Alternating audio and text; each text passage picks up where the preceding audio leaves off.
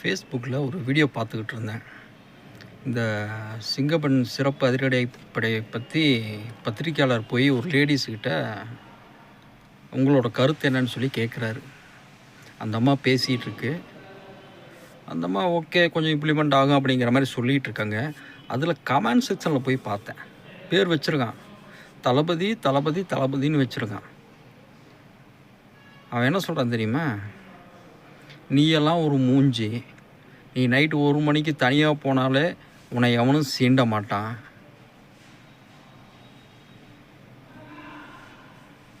இது கமாண்டா? இல்லை, அப்படி பேசுகிற நாய்கள்லாம் உங்கள் வீட்டில் இருக்கிற அம்மாவையும் அக்காவையும் தங்கச்சியும் மூஞ்சியெல்லாம் பார்த்துட்டு, நம்ம வீட்லேயும் பெண்கள் இருக்காங்களேன்னு பார்த்துட்டு, அதுக்கு அப்புறமும் அந்த பெண்ணை இப்படி தான் உனக்கு பேச தோணுது அப்படின்னா, இப்படி கமெண்ட்ஸு போடுறவனுங்கெல்லாம் இருக்க வேண்டிய இடம்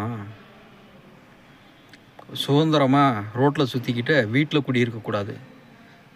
இப்படி கமெண்ட்ஸ் போடுற எல்லாத்தையும் கொண்டு போய் ஒரு 15 நாள் உள்ளே வச்சு நல்லா தட்டி வெளியில் அனுப்பிவிட்டோன்னு வச்சுக்கோங்க. சோசியல் மீடியா தானே, அசிங்கமாக பேசுனேன் எவன் கேட்க போகிறான் அப்படின்னு எவனும் பேச மாட்டான். அப்படி ஒரு 10 பேர்த்த தூக்கி உள்ளே வச்சு அடித்து விட்டு ஃபுல்லாக சோசியல் மீடியா ஃபுல்லாக வைரல் ஆக்கி விடுங்க. அடுத்த கமெண்ட்ஸ் போடும்போது யோசிப்பான். வக்கரை பற்றி ஆரம்பிக்கிறது இங்கே தான். அவங்க கருத்து சொல்கிறாங்க அப்படின்னா அதுக்கு உனக்கு உடன்பாடு இருக்குது, இல்லை பார்க்கலாம், இப்போ தான் ஆரம்பிச்சிருக்காங்க பார்க்கலாம். அப்படி நீ சொல்கிறத விட்டு போட்டு நீயெல்லாம் ஒரு மூஞ்சி, உன்னையெல்லாம் எவன் சீண்டா போகிறான்? டேய், ஃபேக் ஐடியில் பல நாய்க்கு இப்படி தான் சுற்றிக்கிட்டு இருக்கு.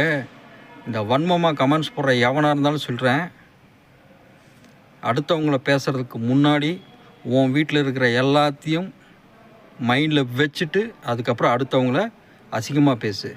ஓகே?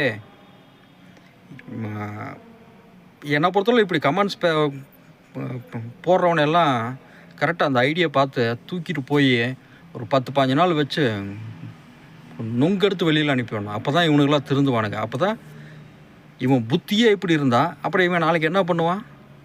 கமெண்ட்ஸ்லேயே இவ்வளோ வக்கர புத்தியாக இருந்தால் அப்புறம் நாளைக்கு ஒரு நல்ல பொண்ணை பார்த்தா விட்டுருவானா இவன்? அந்த அந்த அந்த கமெண்ட்ஸு போடுற அந்த சிந்தனை கூட அவன் புத்தியில் வரக்கூடாது. ஃபஸ்ட்டு அங்கேருந்து சரி பண்ணணும். அப்போ தான் பாதுகாப்புங்கிறது கொஞ்சம் இம்ப்ளிமெண்ட் ஆகும். பெண் சேஃப்டிங்கிறது இம்ப்ளிமெண்ட் ஆகும்.